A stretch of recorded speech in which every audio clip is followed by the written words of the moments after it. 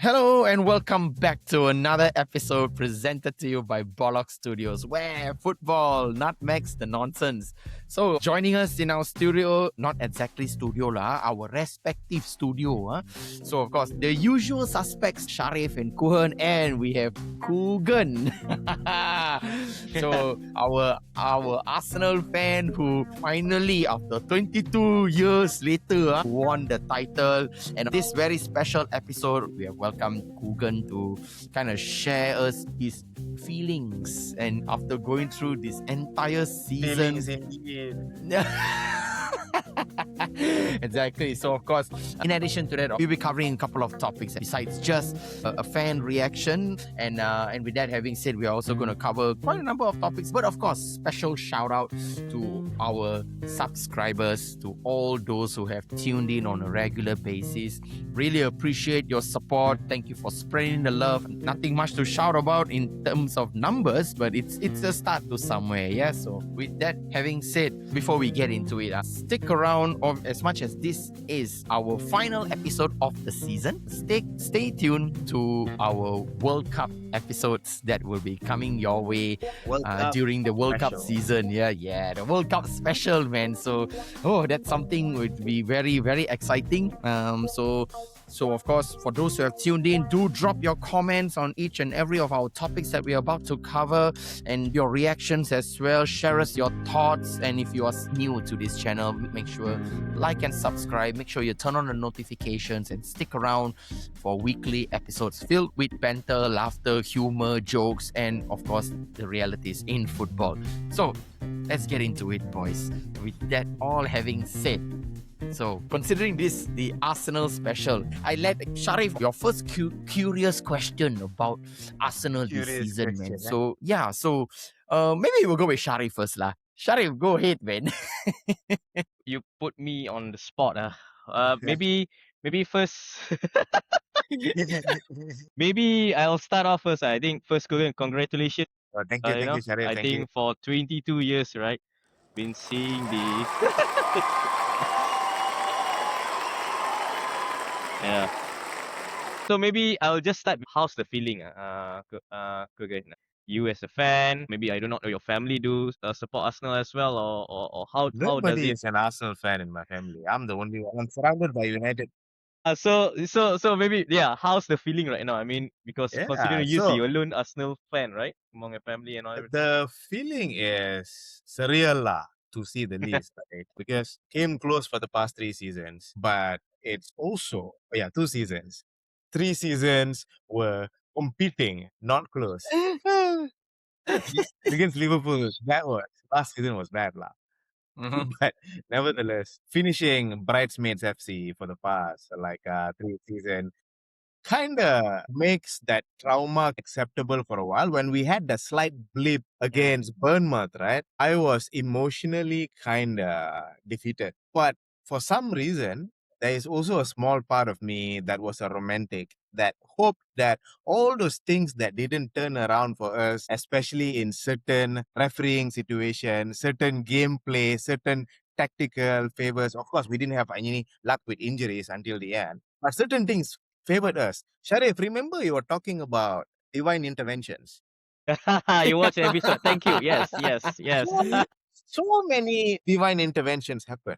Correct. I agree. So it was not a outright sprint to win the title, but it's definitely something resolute, like complete focus on defense solidity, winning the game in any margins, good, bad, or ugly, and complete efficiency, right?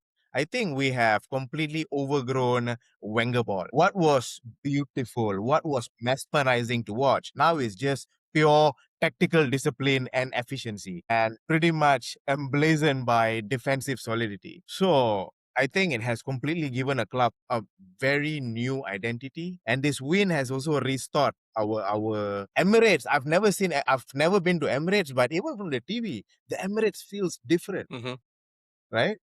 So the feeling is just, I'm glad we finally won it, but at the same time, this major trophy, under Arteta's 6 years, phase 1, phase 6 project. So it still feels surreal. We are not used to winning big trophies. We win FA Cups and just shut like that.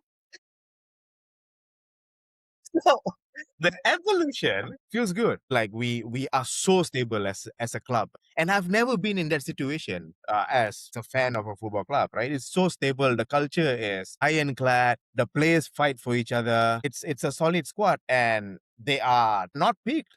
They are they are gonna get there. So Mhm. how we capitalize on this is gonna be the question mark lah, right? Because the winning mentality is a drug. It's a harder drug than anything else. So if by some luck, I know we're going to talk about the UCL final later, but Mhm. for some luck, if we end up winning the double, boys, I don't know how I would behave because I'm not emotionally ready for that. So, long story short, Sharif, surreal. Because at one point I thought, okay, fourth year, Bridesmaids FC, I can live with that. Although I am disappointed, but emotionally, I have reached a spot where it's fine. So to turn around from there and when to hear Declan Rice saying that it's not done, guys, he made such a aura gamble and it paid off. Like it's a surreal feeling. The squad, when I see them celebrating, it's so tight. Although it's in Crystal Palace home and it feels a bit weird, but you can sense the unity in the team. So I think everything is working on coming in together. If you ask me, it's a combination of so many. Right, right, right. Said, yeah. I agree with you with Declan Rice, right?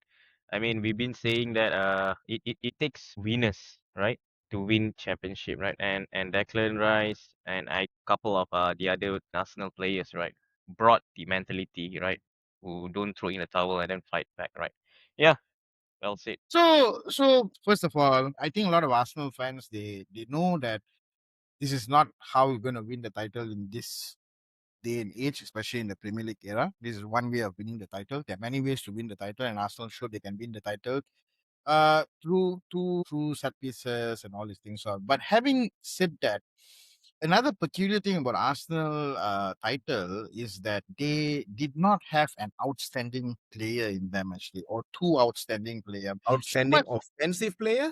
No, overall, outstanding players. That so much so the Premier League had to give the best player of the year to Bruno Fernandes. But the fact that Arsenal do not have that one or two players, in your opinion, how do you rate across the board? Uh, how you rate your own Arsenal players, and how the chess worked actually, and how do you rate the players, and who do you rate especially, and who do you didn't rate especially? So, I mean, there are weak links in Arsenal as well. Okay, So, okay, please okay. go ahead, applause. You're right, Kuhan. Like, it's so peculiar that we won the league. Look at the top scorers. They are none. Top seven, like, they are none. So the goals were spread Well said. all across the team. And we were second highest in the league, right, in terms of goals scored. But again, let's not take credit away from Bruno Fernandes. He started playing at the 8th game of the season, and he has 21 assists right now. Well deserving. Let's not take that out. Apart from deservingly winning individual trophy. Right now, we are talking about a team collective. That's how I think Arsenal did really well. It's not that we scored like 70% of our goals from corners. No, we didn't. There are some outstanding offensive performance, but that's not enough for a title-winning team. Mm. I find it so peculiar that like we don't even have like a marquee goal scorer in a team. Like it's so it's a mixed feeling, Gohan. Like, but how sustainable is this shit? Right? You can't keep grinding on results. Like Yep. you need that offensive outlet that all title winning teams had. So that's the story for next season. Lah. This year we win double, I'm happy. So that's the good part. The entire team contributed. But at the same time, if you look at my disappointments, number offensive wise was Bukayo Saka. Okay, injury. He came back, he contributed in some ways and form he could, but the team had to grind. So Saka was a little bit of a disappointment, but he's still our star boy. So can't let him down. Disappointment is a disappointment. He supposed to have a breakthrough season for a while right now, but he never really had a renaissance season. You know what I mean? So let's go to the next season. So that's one disappointment. Defensively, we were solid, but we weren't ironclad towards the later part of the season. But we defended as a unit way better as the game matured. as the season go deeper. Ben White was a disappointment. I expected him to really give a little bit of an offensive edge because without Saka, the right hand side was dead, absolutely dead. Yep. Right, and Miles Lewis Kelly, until the later part of the season when Arteta started playing him in midfield, he lost his complete spark that he had at left back just a season ago, right? So he contributed very less. If there are players that I'm disappointed in personally in the squad, are these three. And I don't want to talk about Kepa because he's cost us the cup final, but that's, I don't want to pick up one mistake. But if you ask me, like, the three players that I was disappointed with are just these three. Other than that, I think the entire team carried their weight. Trossard was a different animal. He was so good. Man was going through a divorce and still pulled up shifts. Oh, that explains. Oh, we didn't know that about that. Yeah, but yeah, yeah. That Yeah, explains. so like and yeah, looking at our offensive play in general. My God, guys, sometimes when I watch the game, my eyes will bleed, bro. It's so bad. Just to make sure that we retain position, not to at one point of time until March we were playing like 4 competitions all in. Some games were just unbearable to watch, but we grind it through. So from a team perspective, certain games you need like a high blood pressure monitor. You need all those kind of like medication stuff to do. Because not only it's unattractive to watch, it's a pain to watch. Right? But with that all said, aesthetically aside, we were so efficient, but it comes with the aesthetic price to pay. So, Well said. Sharif, that's why I kept using the word surreal. So many things were a paradox in different extremes, and we still won the title. So I thought, okay lah, maybe the script writers, perhaps right last season, is gonna get it lah.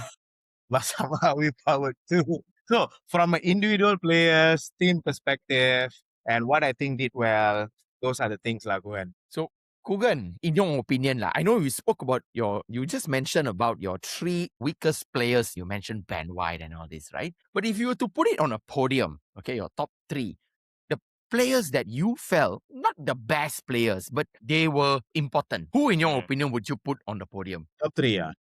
Top 3. In podium. Essential players. Oh, okay. Rice is definitely the number 1. Number Okay. 1. Okay. Wow. Okay. Start number 1. Without Okay. that, Run because up. he contributes in defense, he contributes in attack, he contributes the entire gameplay. Second is obviously Mr. Golden Glove, David Raya. Right. Selamat Hari Okay. Raya. If a goalkeeper is one of your players of the season, I agree. you guys can imagine the team that we're going there. Yep, Right? yep. And then, of course, third is, okay, people talk about Gabriel all the time because he's this menacing, destroying kind of like defender who also comes up with the goals. But William Saliba, 22-year-old, proper Rolls Royce of a defender, is often, they know they're good, but this fella is not the most like flamboyant player. He's not aggressive, but he is there. He is tactically so intelligent. Doesn't even have to make so much tackles. And when he makes tackles, his large disc tackles, he's like the Aaron Wan Bissaka of centre backs. He never miss.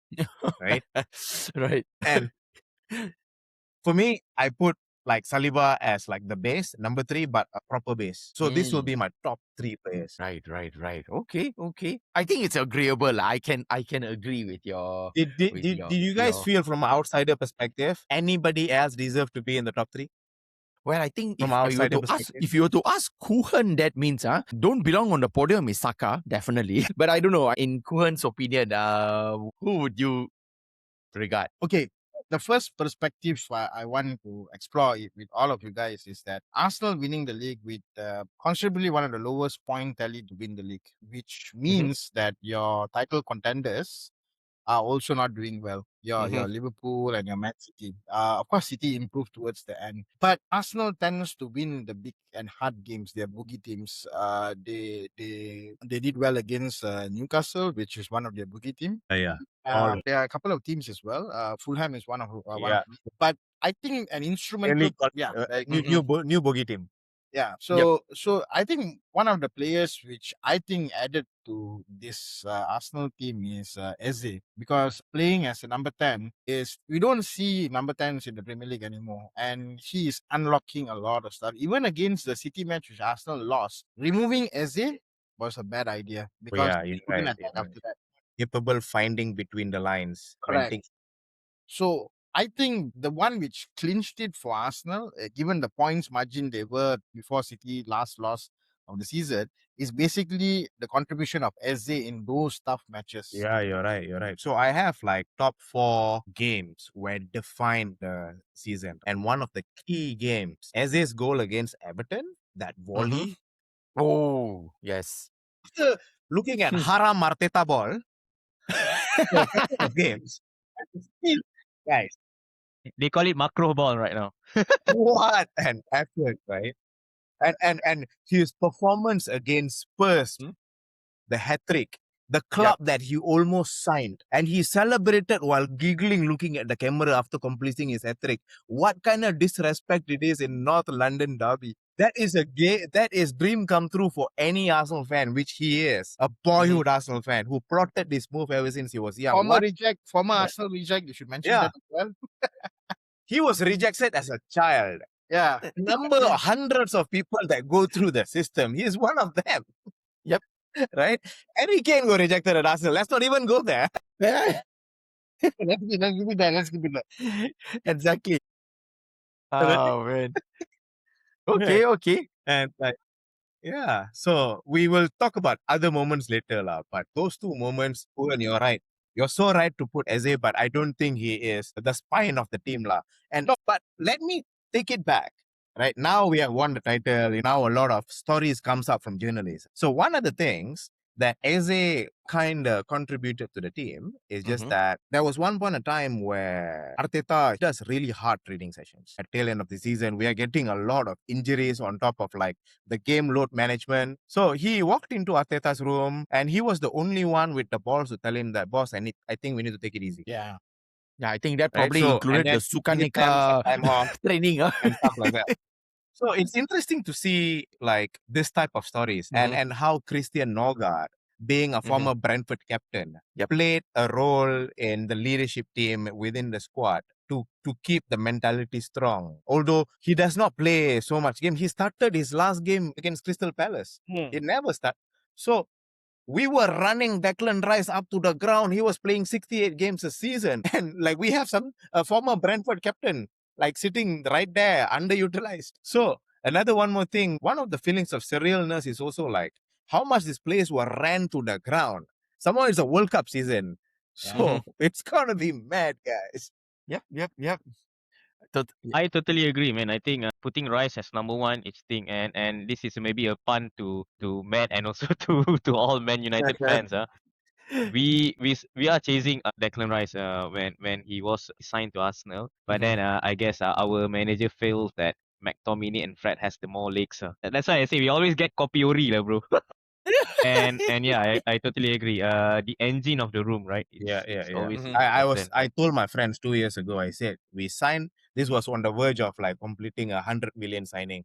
Guys, we don't do all that. Arsenal don't do 100 million signings, all right. So the evolution as a club, again, the theme of the day has been surreal. They signed Declan Rice, and I told my friend that, dude, we'll be finally be winning something. We are finally adding a proper V6 engine to the number 6 department. Agree. Agree. Like now, 2 years down the road, I really hope this is first of many. And I got to add, I think the game with the West Ham that's why I came with a divine intervention, right? Yeah, I bro. guess the game That with the West save Ham, against Mateus Fernandes. I think That if was another moment of the season for me. That was Like, amazing save. which the VAR should be also part of the podium, Kugan. and yeah, I mean, that's why I said, bro, speaking of VAR, there are so many incidents in the past that we were the mangsa of VAR. So, biarlah kami mengambil kesempatan atas VAR. karma, right? What goes around comes around. Bro, so many. Declan Rice got red carded after kicking the ball away slightly from the referee for nothing. Yep. You don't even need VAR for that, but they used VAR and sent him off in the game that we were supposed to win. Mhm. Well, it Mhm. evens out like eventually. That's the idea. It evens out, right? So, Yeah. like, I know we had so many questionable decisions, Mhm. but I don't think any title-winning team has actually gone to win the title without divine intervention, and that includes the man in black. Yeah.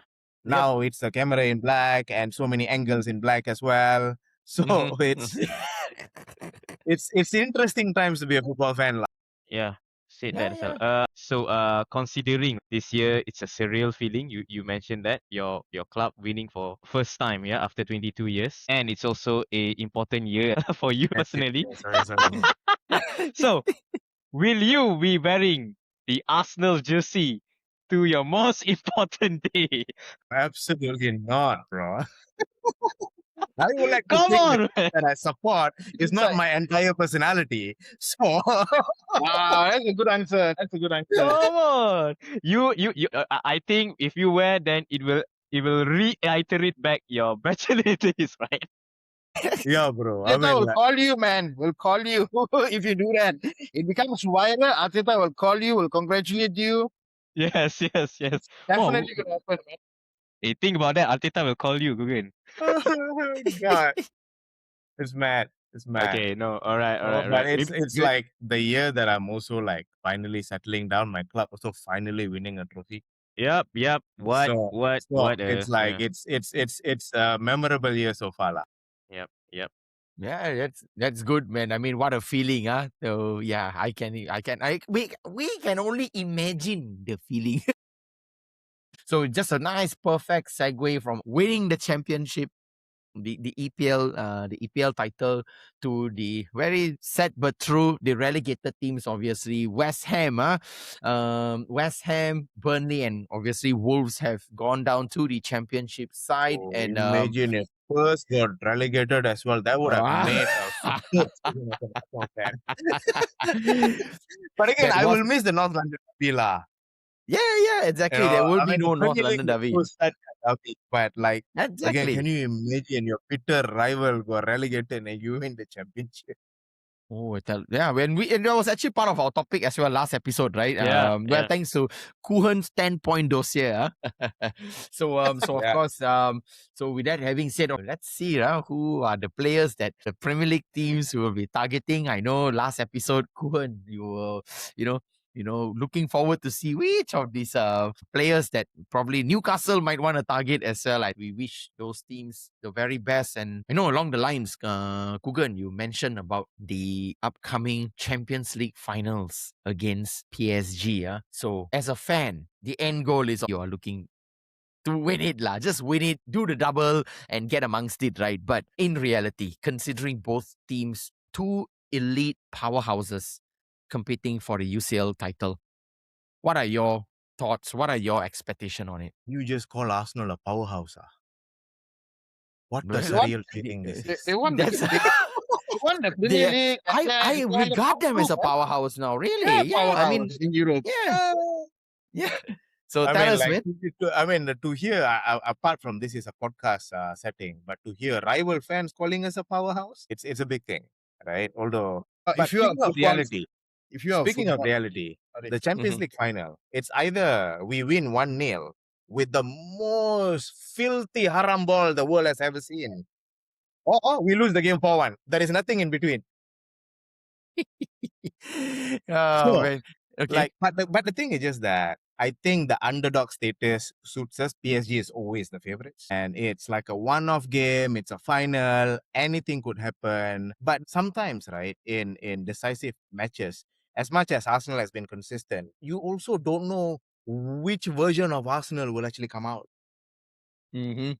Tricky, huh? Tricky. Tricky. That's why I thought the stability that Arteta has actually built suits in the league better rather than cup matches. So Arteta is still building his entire masterpiece to be better as a cup team. Yes, UCL we did better and all, but we always do better against like certain type of teams, right? But PSG is a gargantuan. Mm-hmm.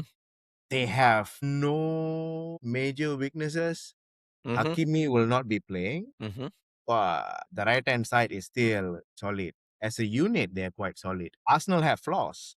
You dismantle our midfield, you cut the passing lanes, everything is gone. And only we allow elite teams to do that in the Champions League. And PSG as elite as it gets. Because like I feel why it would be a 4-1 in a worst case scenario is PSG score early. And you know when PSG score early, they will turn the freaking screw. Mm-hmm. They are relentless. And like depending on how good of a form Due and Kvaratskhelia is, it's gonna define a lot of it. The wing battles are gonna be fun to watch for a neutral, not for me. Yeah, so speaking of PSG striker, we all have a fair share of challenge pronouncing his Pronouncing name. Okay, so but yeah, that's a game to watch, man. Kuhan, what are your thoughts, man? this. So let me iron this out straight. If PSG wouldn't have won the Champions League last season, Arsenal will be the favorites for this finals. Mm-hmm. So let's put that on record. The second thing, PSG en route to their final beat a very poor Chelsea and a not so good Liverpool side. Mm-hmm. So we have to keep this in mind. I mean, the only English team where they have a problem beating is I don't want to say this out again was Newcastle. Mm-hmm. So now it depends on how Arsenal wants to play. yeah. Because I think when Chelsea beat them in the World Club Championship, Chelsea played man to man. Mm-hmm. PSG struggled with them actually. When you go man to man with them, they figured it out later. And Chelsea tried it again, but it didn't work this time. And if you go zonal with them, that's when I think maybe Arsenal can do. But on the other hand, when you go zonal, you also need to drop deeper. Your defenders will not be chasing the most whoever they need to mark lah. And this one will give players like Vitania and everything shooting power. Mm-hmm. So I think PSG has like 3 weeks of resting times, or maybe 4 weeks, since they won the Premier. They won the League One in probably like 3 months ago. So they're only preparing for this game. Yep. And I think this will be a bad decision. I think Arsenal is still hotcakes, and I think Arsenal will be beating PSG and winning. Yeah. Right, man. That's So my that take lah. right. You're a betting man. There you go. Yeah. Yeah. I guess I see both Kuhan and also Kugan's point as well, right? Kuhan touched on the tactics, but I guess about the Declan Rice playing for 68 matches. So Mhm. I can't go away from the point where I feel Arsenal after going to Crystal Palace and then celebrating. I just feel the steam is a little bit off, right? And this is where PSG is very very dangerous. And Yep. I do feel it's a two-sided coin, right? Of battle. One, you have a very very attacking powerhouse and knows Mhm. where and who knows doesn't not want to hold the ball, who wants Mhm. to press and wants to succumb the pressure towards them, Mhm. right? To play the ball towards the opposition third, right? And where else you have Arsenal, who I feel, in my opinion, it's more an English Atletico Madrid, built with resilience, built with very proper defensive structure, man to man, yeah, and it's going to be very very entertaining for a neutral fan like myself and to other fans as well. So it really depends on who do you want to see maybe the attacking team, the hero, right, win, or do you want to see a defenders, or do you want to see the underdogs, the non-favorites, the submerging character coming out, a new baton to pass? Because it's going to be a little bit boring where back-to-back champion Mhm. from last year and this season, right? So will it be a new type of haram or macro ball or whatever ball you call it, right? So yeah, but my bet, if I got to choose, and I am not going against Arsenal because I'm a rival fan, but I do feel it's a lot after the Premier League season, and this is also very hard for English teams to go extend to the Champions League because of the fixtures, because of the league that they are playing, because there's no easy games. They cannot rest people for 45 minutes and then bring back 45 minutes. I think Arsenal played very grind. They grind in those 68 games or in those 38 games in Premier League. There's no what the consequences of this type of football that Arteta tries to bring right now is you don't get a chance to rest players, right? Where else when you see Jurgen Klopp or Pep's Man City, when they won the Champions League itself, in the Premier League, when they go 3-0, and then the second half they can, they can swap players and then they bring reserve team for them to save the energy. But then I don't see that happening in Arsenal. Every game matters, right? And it's a little bit pressure to Arteta, and I guess I don't feel it's going to be a world end when if they couldn't win Champions League because they finally got the Premier League, man. That's my feeling. And if they could win the Champions League, it's just like what Kugan mentioned, right? It's like he could not expect how to behave, right? Because I think the expectation is Premier League. That is the big one, right? It's Maybe a about question to Kugan as well. Yeah. If you lost the Premier League, right, and you won the Champions League, do you feel surreal? Or do you feel like for sure. Champions sure. League but not For Premier sure. League? Because you see, both trophies has different novelty to it. Okay. At least we okay. have won the league.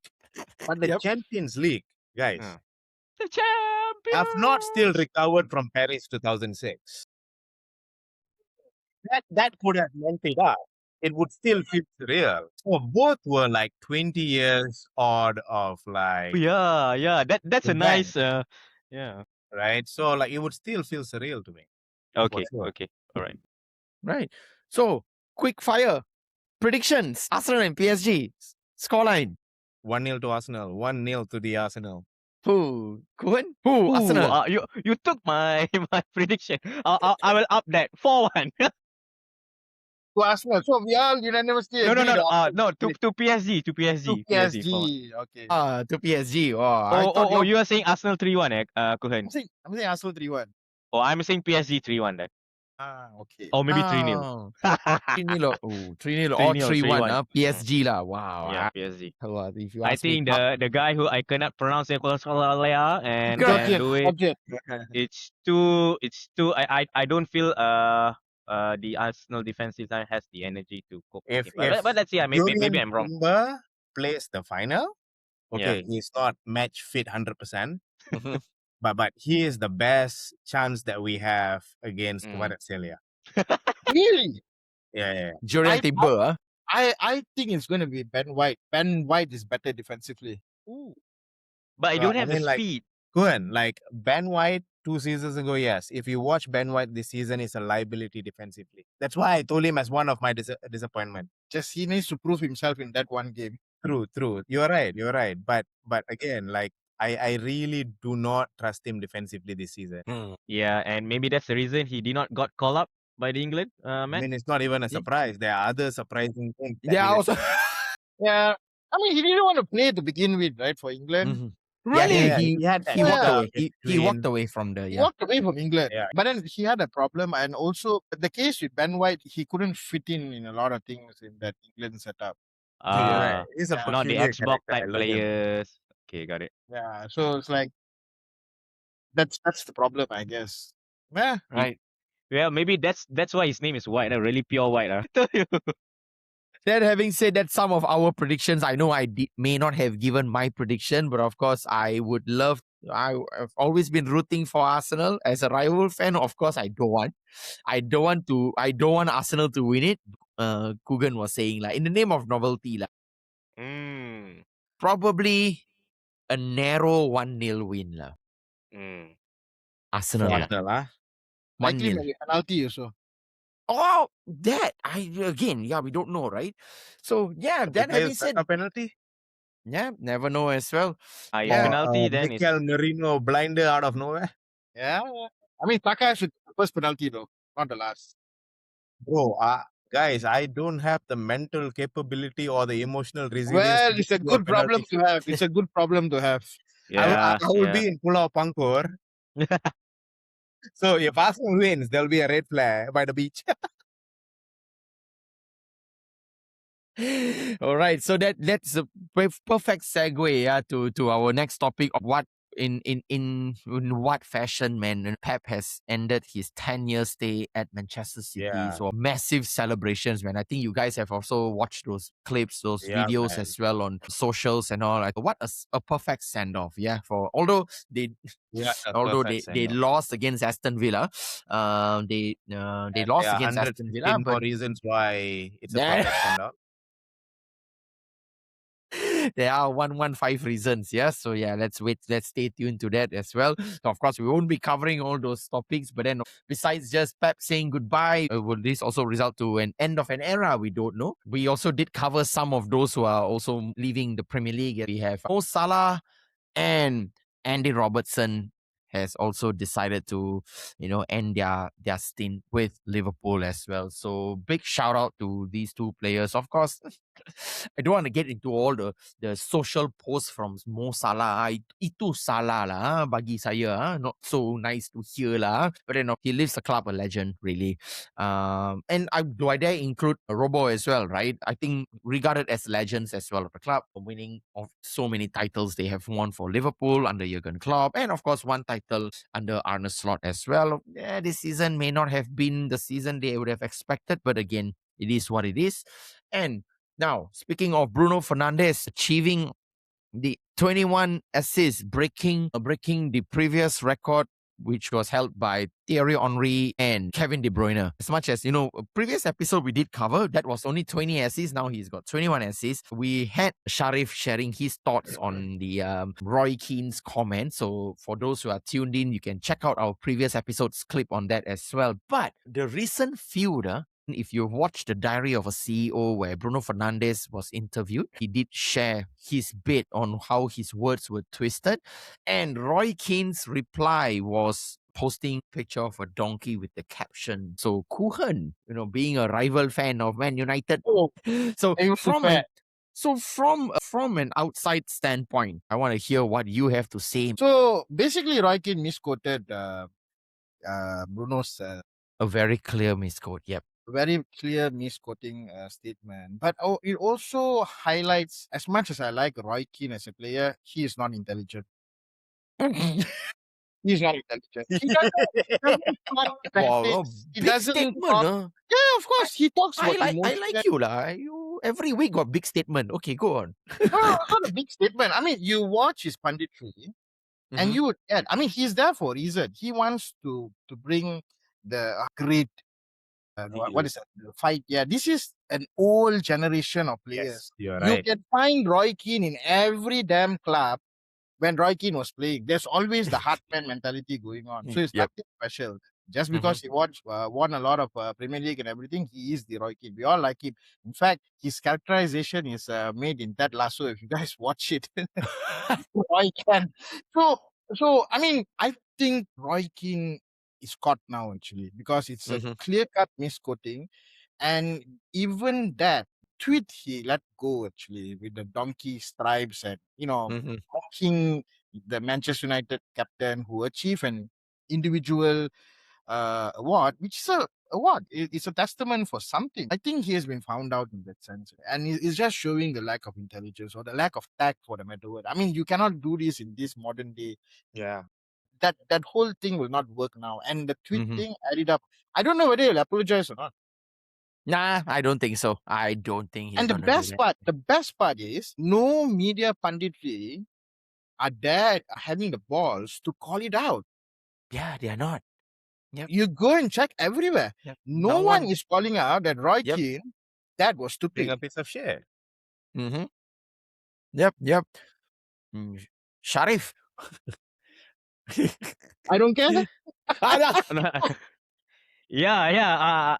mean, Kuhan just took the words from my mouth, man. Yeah, it's exactly. It's I guess maybe he's the ego. That's what Roy Keane is. He never admit mistakes. Maybe that's some part of. I feel like maybe he can work himself out. But that's Roy Keane. Roy Keane. I do not want the celebration away from Bruno. I mean, to play for Man United. And which is right now, not the Man United, which is right now, and to get 21 assists with all the donkeys that he has for strikers from the attacking forward. And I remember when Kevin De Bruyne got the assist for 20th. I mean, when I watch Kevin De Bruyne, I mean, wow, this guy is really. I mean, this is where you get pass the ball to Kevin De Bruyne, and Kevin De Bruyne is doing something. You know where he's going to cross. You know where he's going to pass. You just need to tap in, and it's so easy for Man City, right? And you must remember when Kevin De Bruyne got the at least or equal Thierry Henry assist, Man City does not have an out-and-out striker. So you see the Riyad Mahrez, the Fodens, the Grealish score. But then when you compare right now, and I'm not saying that Mbuemo or Cunha or El Sesco is not there yet, but you could see how hard. I mean, there were clips where you could really saw Dogru. Oh my God, Dalo, right? It's like missing a sitter, right? And I feel that is why I feel the bigger accolade is for him to get the best player, which was really surprising for me. I did not expect. I got to check whether was it the best player for Man United or was the best player for the whole league.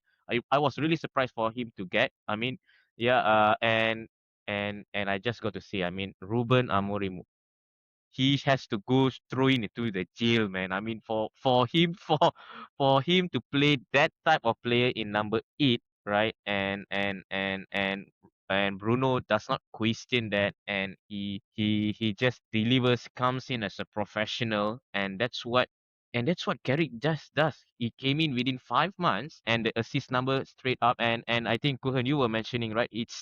He only starts his account on the 8th game. Yeah. That how difficult was him to play the number 8 positions, right? Even though sometimes you could argue. I also did mention as well to Kugan on let the rice cook, right? Sometimes you don't need to tweak that much, right? Football is football. Yeah, I know everyone wants to be Pep. Everyone wants to control. I like his pun. I will be controlling people from this Pep stand, right? Yeah, I Because that's remember that. that's what he is, right? But but I guess, yeah, sometimes football you just got to leave the magic to the players itself, and that's what Carrick did, and that's what Bruno did this season. And let's see how, yeah, and therefore I refuse to see any comments, especially from ex players. The noise. You see, I'm also a little bit critical as well when you need to criticize, but you got to give in when it's supposed to be celebrated. I mean, that guy True. carried Man Yes, United. that's true. I If totally agree. we had Bruno Fernandes, we would have Oh won. yeah, if you had Gyökeres might be top scorer, bro. So, like, You know, I mean, thank God he wasn't injured in the season. He's one of the and most. that's his specialty as well. I think who was saying that? Yeah, Ole said, yeah, Bruno is the player that recovers very fast, right? And maybe this is also a player like Declan Rice as well, Kugan, maybe, right? And this is a player where they got hit, they played like too many times, but then when they do the beep test, right? Like, and Mhm. some fitness test, you cannot lie with data. And now, with all the data and everything, this guy recovers well. And yeah, that's why I feel that's also his specialty as well, and he takes care of himself well as well, right? Yeah, man. So, but again, like what you were saying just now, Sharif, imagine you put Bruno Fernandes in the Arsenal team, the current Arsenal team, Or any team lah, man. or Any team, any yeah. team for that fact, man. I tell you, I mean, really, kudos to Bruno Fernandes, and we only have to stay tuned to see who would beat his assist record in a Oh, yeah. season in time. So, with that having said, we have reached the end of not just this episode, the end of this season's episode. Yeah. So for those who have tuned in, we really thank you. We love you. We appreciate all your support and your comments and all that you have been doing for us as well. Keep it coming. And for those who are new, remember to make sure to like and subscribe. Make sure you also turn on the notifications as well. And Kugan, congrats to Arsenal for winning the Premier League title. And yeah. So, of course, this also clearly removes the word bottlers for good. Hey, I you would like to use, man. think- Yeah. You use, but he very excited already. Yeah, well, actually, to be honest, there's no pun intended, but then I in fact did prepare a song for Arsenal as well, but I'm not gonna play Lucky, that song. So I'm not gonna play. I deleted it. I delete the whole lyric. So, but it was a nice song. It was a nice song, by the way. So For next season, I meant for next season. let's see. So that having said, once again, thank you everybody. Thanks Sharif, thanks Kuhan for this season. Stick around to our World Cup special edition, where we will be covering most of the international matches, and on and off we will be having some of our friends and buddies joining us as well in the pod. So this is Matt signing out as your host alongside Sharif and Kuhan. Kugan, once again, thank you very much. Until the next season, peace out. Cheers.